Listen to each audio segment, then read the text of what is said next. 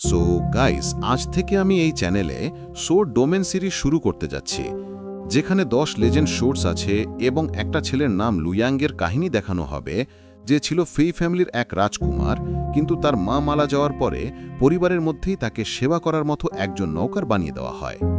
কিন্তু সে ওখানে ট্রেনিং নেবে এবং যাদের কারণে তার মাকে কষ্ট হয়েছে তাদের থেকে রিভেঞ্জ নেবে। আশা করি তোমাদের এই সিরিজটা খুবই পছন্দ হবে। এই সিরিজের ডেইলি এপিসোড আসবে, তাই চ্যানেলটা সাবস্ক্রাইব করে রেখো। গল্পের শুরুতে একটি ন্যারেশন ভয়েস বলে যে সোর্ড ডোমেনের পৃথিবীতে সোর্ড এনার্জি পুরো বিশ্বের মধ্যে ছড়িয়ে আছে, এই জন্য এই জায়গাটাকে দ্য প্যারাডাইজ অফ সোর্ডম্যান বলা হয়। এই কন্টিনেন্টে 7টা সোর্ড রিয়ালম আছে। তাদের নাম হলো sword mind, sword body, sword soul, sword palace, sword wall, sword art এবং সোর্ড ডোমেন। যারা সোর্ড আর্ট প্র্যাকটিস করে, অর্থাৎ মার্শাল আর্টিস্টস, তারা এই 7গুলো সোর্ড রিয়ালমস পার করে ইমমর্টাল হতে পারে। এই ডোমেনের জগৎটায় 10টি লেজেন্ড সোর্ড আছে।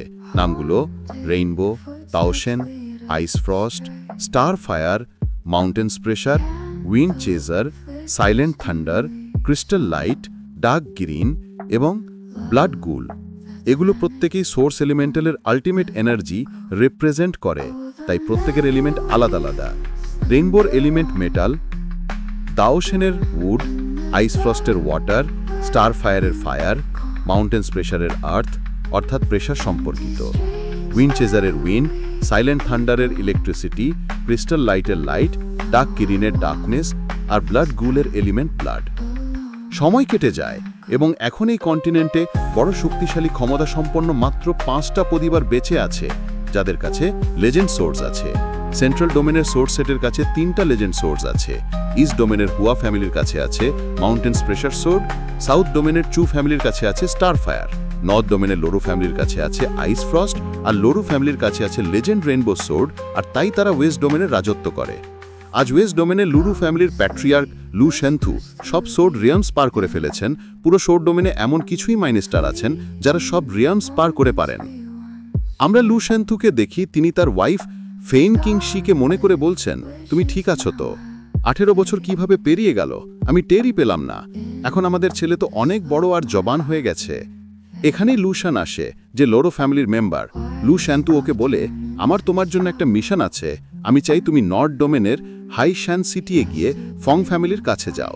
সেখানে গিয়ে ফেন কিংশি নামের ওই নারীকে খুঁজে বের করো। যখন তুমি ওকে পেয়ে যাবে, তখন তাকে আর তার ছেলেকে আমাদের জিনতান সিটিয়ে নিয়ে ফিরো। এটা শুনে লুশান একটু চিন্তিত হয়। লু শেনথু বলেন, তুমি ভাবার কিছু নেই।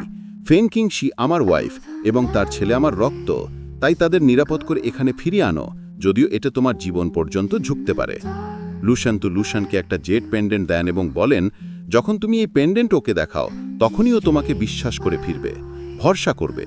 তারপর আমরা হাইশ্যান সিটিতে লুয়াংকে দেখি, যিনি ফেইন্ট কিং শি ও লুশানের চালে। সে সেখানে ঝাড়ু চাটা করছে। ওখানে একটা মাস্টার কিছু স্টুডেন্টসকে শর্টস বা সোর্ড প্র্যাকটিস সম্পর্কে শেখাচ্ছে। তাদের দেখে লুয়াংয়ের চাইল্ডহুডের স্মৃতি জেগে ওঠে। খেলতে যাওয়ার জন্য তিনি কিছু লোকের কাছে যায়, কিন্তু তারা তার দিকে তাকায় না। তাই লুয়াং দুঃখে ভেঙে পড়ে এবং কাঁদতে শুরু করে। সে তার মা কিংশির কাছে যায় এবং জিজ্ঞাসা করে, আমার সারনেম ফেনের জায়গায় লু কেন? এটা শুনে লুয়াং বেছে না থেকে উন্মাদভাবে বিহ্বল হয়ে যায়। কিংশি তাকে রুমে নিয়ে যায়। ডাক্তার তার চিকিৎসা করে, কিন্তু কোনো কিছুতেই সে হতনা ফিরে আসে। কিংশি দুঃখে শুরু করে কেঁদে ওঠে। কিংশির পাশে থাকা ডেভ টিয়াওয়ান বা কোনো নাম অনুসারে বলে যে, তুমি চিন্তা করো না, লুয়াংকে ঠিক করতে আমি ডেভিল মিস্ট ফরেস্টে গিয়ে মেডিসিন খুঁজে নিয়ে আসব। কিংশি জিজ্ঞাসা করে, তুমি কি ফেং ফ্যামিলির লিডার? যদি তুমি এমনভাবে চলে যাও, তাহলে আমাদের ফ্যামিলির কি হবে? ডেভ টিয়াওয়ান উত্তর দেয়, আমার জন্য লিডারশিপ আমার নাতিকে ছাড়িয়ে বেশি প্রিয়। আমি আমার নাতিকে বাঁচানোর জন্য সব করব। কিংশি তাকে আটকানোর চেষ্টা করে, কিন্তু সে তার কথায় কান দেয় না এবং চলে যায়। ডেভ টিয়াওয়ান সামার সিজনে মেডিসিন খোঁজার জন্য বের হয়। তাদের যাওয়ার পরে অটাম আর উইন্টার কেটে যায়, কিন্তু তারা ফিরে আসে না। লুয়াং এখনও অচেতন ছিল। উইন্টারে একদিন কিংশিরও মাথা ঘোরাতে থাকে এবং তিনি মারা যান। কয়েকদিন পরে লুয়াংয়ের চেতন ফিরে আসে। তার কাছে ফ্যাংকিং লিউকিউ আসে এবং তারা ওকে দেখে অনেক খুশি হয়। তারা আঙ্কেল। লুয়াং তাদেরকে তার মায়ের ব্যাপারে প্রশ্ন করে। তারা শুকটুকেই কিংশির ডেথের কথা বলে। লুয়াং দ্রুত ছুটে গিয়ে তার মায়ের মেমোরিয়ালের কাছে যায়। মেমোরিয়ালটা দেখে সে জোরে জোরে কাঁদতে শুরু করে। ডেভ টিয়াবান তখনও ফিরে আসেনি। তাদের অনুপস্থিতির সুযোগ ধরে ফ্যাংকিং হং ফ্যাং ফ্যামিলির প্যাশন কেড়ে নেয়। কিং হং কিংশির মেমোরিয়ালটুকু নিচে সরিয়ে ফেলে এবং লুয়াংকে মারতে শুরু করে, কিন্তু তখন কিং লিউ সামনে এসে লুয়াংকে বাঁচায় এবং কিং হংকে বলেন, তুমি যা বলে বলো, আমি তাই করব, শুধু এই ছেলেটিকে বাঁচিয়ে রাখো। কিং হং লুয়াংকে সার্ভেন্ট বানিয়ে দেয় এবং তাকে তার ছেলের ঘোড়া দেখাশোনার কাজ দেয়। তারপর আমরা প্রেজেন্টে ফেং ফ্যামিলির হলের সিন দেখি, যেখানে একটা মাস্টার তার স্টুডেন্টসকে শেখাচ্ছে যে পুরো ইউনিভার্স সোর্ড এনার্জি দ্বারা ঘেরা আছে। যারা সোর্ড সোলকে বুঝতে পারে সেইরাই সোর্ডের আসল শক্তি জানতে পারে। আমাদের ততক্ষণ আমাদের বডিতে সোর্ডের এনার্জি যোজ করে নিতে হবে, যতক্ষণ না আমাদের পুরো শরীর সোর্ডের ডিস্ট্রাকটিভ পাওয়ারে এক্সপ্যান্ড হয়ে যায়, ততক্ষণ আমরা সোর্ড বডি রিয়ালমে পৌঁছার যোগ্য হই না। যদি তোমরা 18 বছরের এজের আগে সোর্ড বডির রিয়ালমে পৌঁছে যাও, তাহলে তোমাকে এখানে এসে প্র্যাকটিস করা লাগবে না, কারণ তারপর তোমার ফ্যামিলির মার্শাল আর্টস দেওয়া হবে। এরপর তোমার মার্শাল আর্টস ছাড়া অন্য ট্রেনিং করে যেতে হবে না, কেবল মার্শাল আর্টসের হার্ড ট্রেনিং করে তুমি নেক্সট এক্সু ডুয়েলে পৌঁছাতে পারবে। এটা শুনে সব স্টুডেন্টস খুশি হয়। একটা স্টুডেন্ট নেক্সট রেলম সম্পর্কে প্রশ্ন করে। মাস্টার বলে যে থার্ড সোর্ড রেলমের নাম সোর্ড সোল রেলম। যদি তুমি সেই রেলমে পৌঁছানো যায়, তুমি সোর্ড সোলকে অ্যাওয়েকেন করার যোগ্য হবে। এর মাধ্যমে তুমি এনিমির সোর্ড সোল অ্যাটাক থেকে বাঁচতে পারবে। এটা শুনে স্টুডেন্টস আরও উৎসাহিত হয়। মাস্টার যোগ করেন, আমি এখনো ওই রেলমে পৌঁছইনি, কিন্তু আমাদের ফেং ফ্যামিলির সব এল্ডার্স সোর্ড সোল রেলমে দক্ষতা অর্জন করেছে। এখন তোমরাই আমাদের ফ্যামিলির ফিউচার, এবং আমি পুরো বিশ্বাস রাখি যে একদিন তোমরাও সোর্ড সোল রেলমে পৌঁছাবে। এইসব কথা লু ইয়াংও শুনছিল। ওর মনে পড়ে কিছু আগের ঘটনা, যখন সে নিজের সোর্ড প্র্যাকটিস করছিল। কিং লিউ বলেছিল যে ব্যক্তি দ্রুত এগোবে তার ওপর অ্যাট্যাক বেশি পড়ে, তাই ফ্যাং ফ্যামিলির কেউ যেন জানতে পারে না যে তুমি সোর্ড বডি রেলমে পৌঁছে গেছো, না হলে তোমার লাইফ ডেঞ্জারে পড়তে পারে। আক্ষরিকভাবে ফ্যাং ফ্যামিলিতে কিং কিও এবং তার মেয়ে ফ্যাং লিজিয়ান ছাড়া কেউ জানত না যে লু ইয়াং সোর্ড প্র্যাকটিস করে, কারণ কিং হং তাকে সার্ভ্যান্ট বানিয়ে রেখেছিল এবং সে চায়নি লু ইয়াং একদিন স্ট্রং সোর্ড মাস্টার হয়ে তার মায়ের বিচার নেবে ও কিং হংকে মেরে ফেলবে। এই সব কথা মনে করে লু ইয়াং বলে, আমার প্র্যাকটিস যত দ্রুত চলছে, মনে হয় সোর্ড সোল রেলমে পৌঁছতে আমার বেশি টাইম লাগবে না। এরপর আমার এত বছরের পরিশ্রম সফল হবে বলে লু ইয়াং মনে মনে ভাবে। এরপর আমরা দেখি কিং হং এর দ্বিতীয় ছেলে, তার নাম ফ্যাং লিচু। কিছু স্টুডেন্টস ওর প্রশংসা করছে কারণ সে সোর্ড বডি রেলমে পৌঁছে গেছে। সবাই বলছে, সেকেন্ড ইয়াং মাস্টার মাত্র 17 বছর বয়সেই সোর্ড বডি রেলম মাস্টার করেছে। এই প্রশংসা শুনে লিচু খুব খুশি হয়। ওসব কথা শুনে লু ইয়াং ভাবে, প্রতিদিন সকালে এক টিচার ওকে ট্রেন করে, দুপুরে কিং হং নিজে ওকে সোর্ড টেকনিক শেখায়, আর রাতে হাই কোয়ালিটি টনিক খাওয়ার জন্য দেওয়া হয়। এত সুবিধা নিয়েও সে 17 বছরে গিয়ে মাত্র সোর্ড বডি রেলমে পৌঁছালো, আর সবাই ওর জন্য পাগল। যদি আমার কাছে ওই সুযোগগুলো থাকতো, আমি তো এখন অনেক দূর এগিয়ে যেতাম।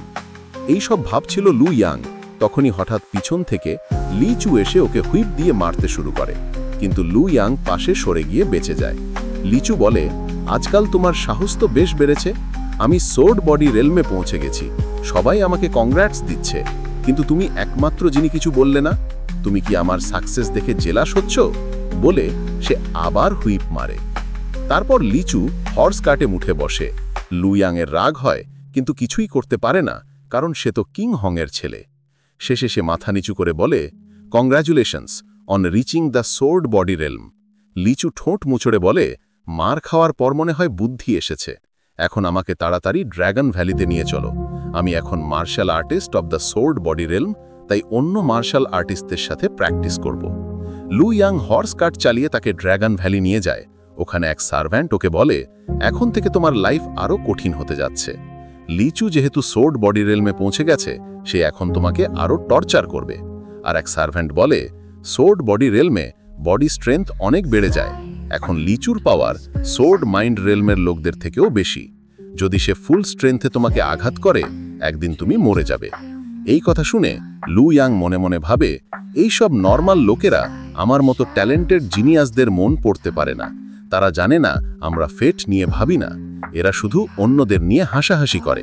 কিন্তু যদি একবার আমার আসল ক্ষমতা জানতে পারে, তাহলে আমার সামনে দাঁড়াতেও পারবে না। অন্যদিকে লিচু তার বোন ফ্যাং লিজুর কাছে যায়। সে বলে, আমি সোর্ড বডি রেলমে মাস্টারি পেয়ে গেছি। ফ্যাং লিজু হাসে, এটা তো খুবই ভালো খবর, তুমি আমাদের ফাদারের নাম উজ্জ্বল করেছ।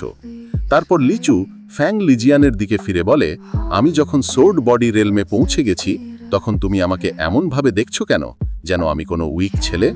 লিজিয়ান উত্তর দেয়, তুমি তো ফ্যাং ফ্যামিলির সেকেন্ড ইয়াং মাস্টার, তোমাকে উইক ভাবার প্রশ্নই আসে না। আর 17 বছরে সোর্ড বডি রেলমে পৌঁছানো কমেন্ডেবল। কিন্তু লিচুর মনে হয় সে তাকে তিরস্কার করছে। সে বলে, তুমি কি আমার থেকে মাত্র 1 মাস আগে সোর্ড বডি রেলমে মাস্টারি পেয়েছিলে? এত অহংকার করছো কেন? লিজিয়ান বলে, তুমি কি ভুলে গেছো আমি তোমার থেকে 1 বছর ছোট, মানে আমি তোমার থেকে 1 বছর 1 মাস আগেই সোর্ড বডি রেলমে পৌঁছে গেছি। লিচু জবাব দেয়, এই সব বয়সের তুলনা মার্শাল আর্টিস্টদের জন্য মিনিংলেস। পাওয়ারটাই আসল ব্যাপার। আর যদি তুমি তোমার স্ট্রেংথে এত কনফিডেন্ট, তাহলে আমার সাথে ফাইট করে দেখো। লিজিয়ান চ্যালেঞ্জ গ্রহণ করে। লিজিউ চিন্তিত হয়ে ভাইকে বলে, সাবধান থেকো, লিজিয়ান উইক না। লিচু হেসে বলে, চিন্তা করো না, আমার ড্যাড নিজে আমাকে সোর্ড আর্ট শিখিয়েছেন, আমি ওকে হারাবই। দুজনে অ্যারেনাতে এলো।